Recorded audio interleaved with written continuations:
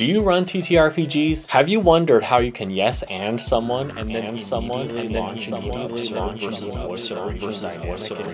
Scratch that. Do you just want to make a scene impactful and then immediately create something funny without undercutting your player's idea?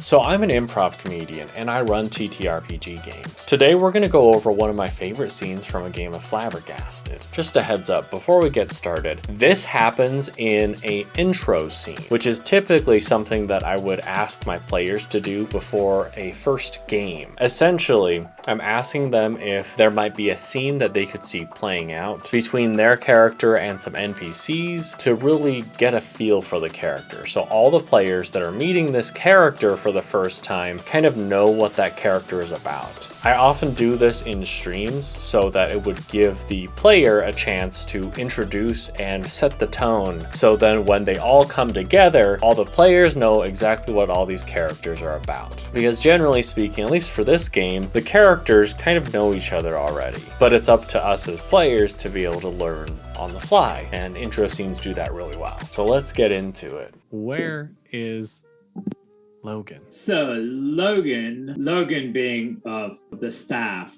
he's managed to actually sneak himself onto where the captain is, where the captain makes the call down to the engine room, where he pulls the levers and all that stuff. He's just kind of standing there nice and straight. He's got a platter in his hand, and it's almost that if you have a clipboard, you can walk into anywhere sort of thing. He's dressed like his job, but it doesn't really match everyone else. But he's got that platter and he's got a couple drinks on it, and so at this point, we've learned quite a bit about this character. We know the character has snuck into some place that he doesn't belong and has the audacity to do so. And as a matter of fact, is doing so in plain sight, going with the tactic of if you look like you belong, then you do belong. Holding a platter of drinks. People are kind of unsure about his being there, but at the same time, they don't really have enough time to tell him to go. And he's just kind of standing there with a drink. I would really have to commend Liam here for painting an evocative picture of this character, because now I know that the character is kind of coasting on their ability to look natural, to look confident, in spite of the fact that their clothes aren't exactly the same. Theirs are just a little bit off, but it's fine. They look confident enough. They have their platter of drinks. They're in position. I've already got the location. I've got the character. I kind of know that this character seems competent in this regard. So then... And when the captain makes a call about changing routes or changing direction based on currents, he'll just be like, if I may, if you follow the current just a couple knots further down, we should get there. We might be able to cut 5-10 minutes out of the trip easily, unless there's icebergs on this route, but I don't think so.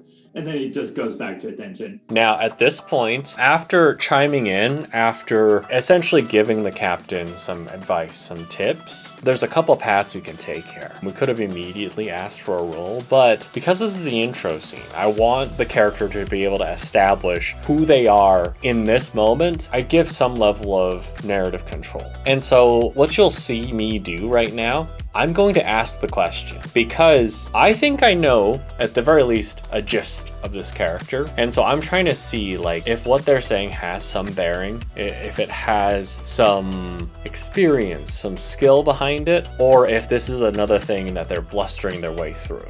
If you think this is valuable, please leave a like, subscribe, leave a comment. It really helps me out. Great. Quick question, meta question, Liam. Does Logan know what he's talking about, or is he just talking out his ass here? And of course, I'm asking as the GM to the player to give them the chance to let me know. Sometimes it can be a little confusing as a GM if you're asking the character, because then the character, of course, is going to say, yeah, I know, because we already know. Confident, bluffing their way through the situation. But asking the player, of course, I specifically say Liam. I'm asking the player so that they have the opportunity to explain the character. So then it's separating the two. Logan does have some skills when it comes to piloting things. He likes to try his hand. He's done cars. So it's a bit of both. He knows stuff, but the practice of it isn't necessarily as thorough as what I'd like. Great. I dig it. Now, what Liam has told me here is that this character might not necessarily know about ship fare, about driving a ship, piloting a ship, but he does seem to have some knowledge about driving things in general. In which case, whatever he says could feel legitimate enough. And therein lies the question, okay, am I going to have this character's advice be taken positively or negatively? When you mention the changing the route a little bit with the changing currents. Now, when I rephrase essentially what Liam has said as Logan, the character, that gives me a chance to decide. I'm trying to think, okay, do I want him to be competent or not? In this case, I went with my gut instinct and I decided that, okay, there's something we can play with based on the way that Liam was describing his character. The captain stops for a moment, and you see him ponder, looking down. His right-hand man just leans over, and you can kind of hear some whispering. And then you see said right-hand man immediately walking away and almost trying as nonchalantly as possible to convey to change the route, as you had mentioned.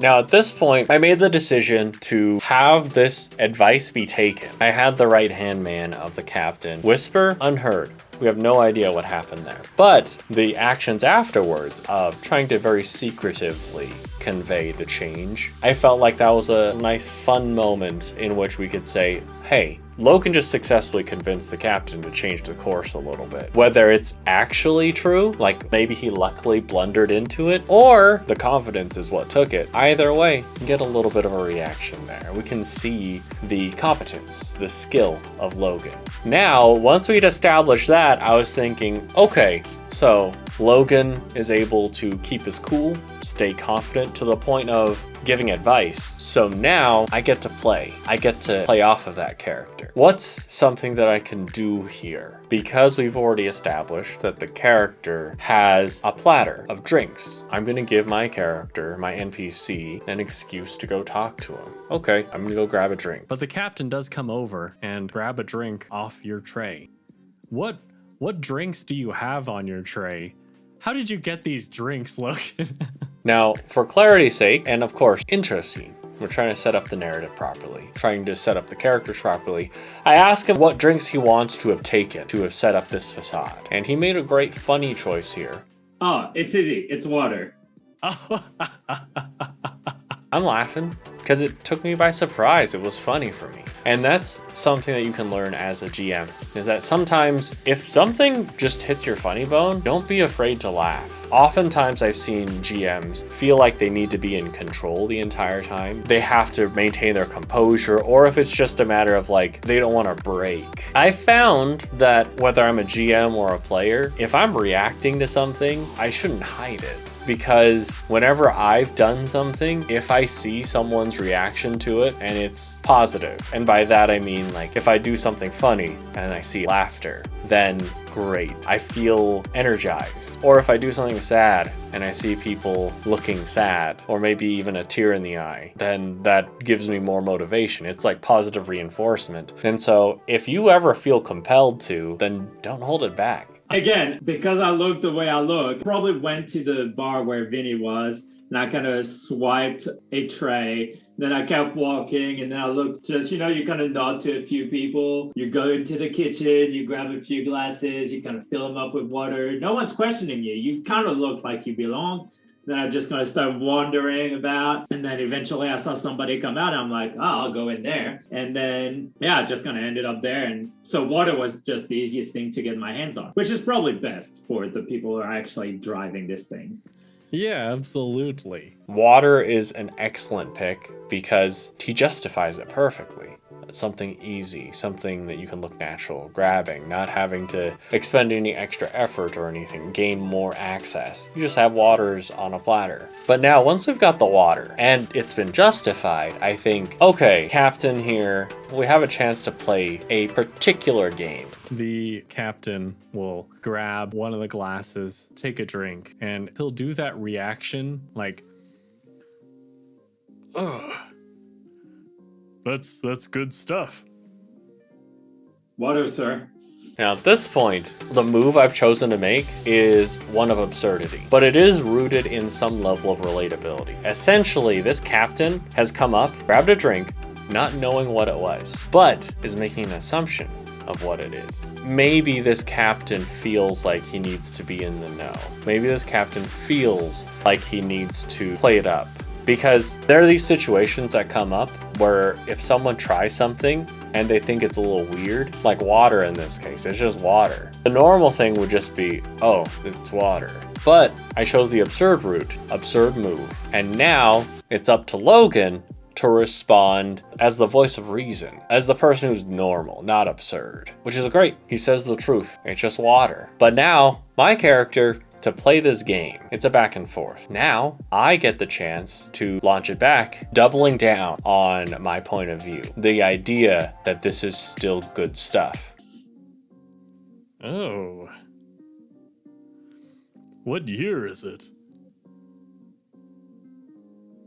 It's fresh water, sir. And so then in doubling down, I act as though this is something special. And when it comes to alcohol, what's an element that makes an alcoholic drink special? Sometimes it's just a matter of how old it is. And so I ask, what year is it? Because that's a common question when it comes to alcoholic beverages, which allows Logan and Liam, I have to give all the credit here for continuing down on the voice of reason path, continuing to say, hey, this is what it is. It's fresh water, which is perfect because the power of the absurd versus voice of reason dynamic lies in the fact that we each have our point of view. I can keep heightening as long as he keeps doubling down on being reasonable, being normal. You can really smell it. Good work. Yes, sir. And then I finished this part with, again, doubling down. What's something you might do with a fine wine? You really want to absorb with all your senses. You sniff it, you smell it. Again, I'm hammering home the absurdity, saying that you can smell that it's fresh. Because my character believes this to be a fine drink, something special. Of course, I'm going to compliment the person who handed it to me. We finish Logan's end, Liam's end off with simply another reasonable response. Another look of confusion, but still maintaining the character of I'm here to serve, which is important because he's got to maintain his point of view. But every step of the way here, his responses are that of the reasonable person, in which case we can relate to his character. We can see ourselves in his character's shoes where we see that look of confusion because we're all thinking, what? Why does this guy think this water is such a big deal? But because of the nature of his character's status, his role in this position, he has to maintain so that he doesn't blow his cover, so that he doesn't offend this captain. So I hope you enjoyed this and found this helpful. If you did, please leave a like, subscribe, leave a comment. If there's a specific scenario that you'd like me to cover, whether it be how I would approach it or an analysis of a moment that you've seen before, please let me know in the comments and I'll take a look. But thank you so much for tuning in, and until next time, wherever you are, whenever it happens to be, I hope y'all have a wonderful morning, afternoon, or evening.